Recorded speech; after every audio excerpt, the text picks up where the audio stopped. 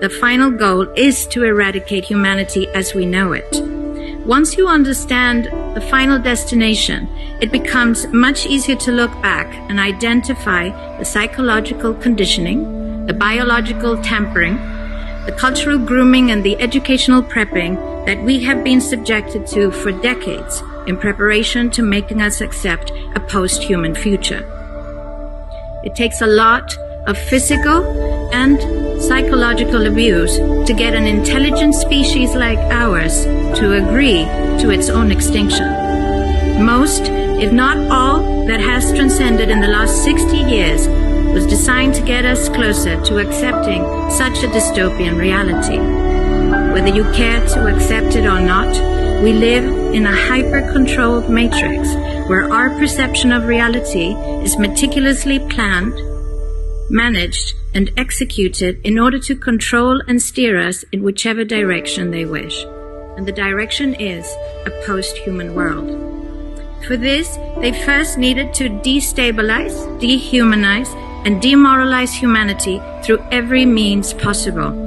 The destruction of the nuclear family, children being indoctrinated by the state, abortion, the eradication of God and spirituality from education, life in megacities and away from nature, toxic food, air and water, social media, replacing real human connection and interaction, engineered financial crisis and taxation, endless wars and massive migration, stress, anxiety, depression, drugs and alcohol, constant fear-mongering, moral relativism as the new religion, and I could go on and on about how humanity has been influenced and forced to move away from all the things that give us strength, security, purpose, and meaning. A weak, immoral, disconnected, ignorant, and unhealthy population is an easy target for the next stage, the creation of an entire generation of androgynous beings. Masculinity is under attack psychologically, culturally, and biologically. Women are being replaced in sports, entertainment, and politics by men pretending to be women.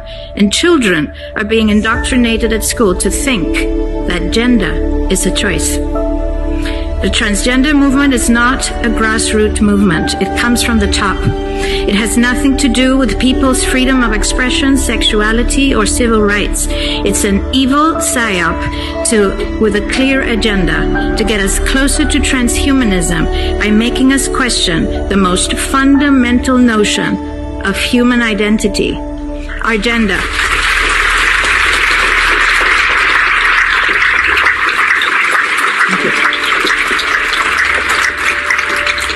If you don't know who you are, if you already identify as a hybrid between a man and a woman, you will be easily convinced to become a hybrid between human and machine.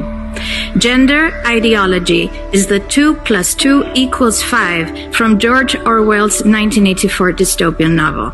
It's the final test to see whether we will follow the most absurd party line towards our own extinction. But 2 + 2 = 4.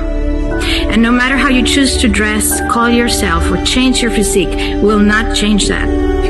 The sad reality, though, is that in the gaslighting process to get us closer to a post-human future, they have mentally and physically harmed an increasing number of children and young people, and it's only getting worse. This must be stopped.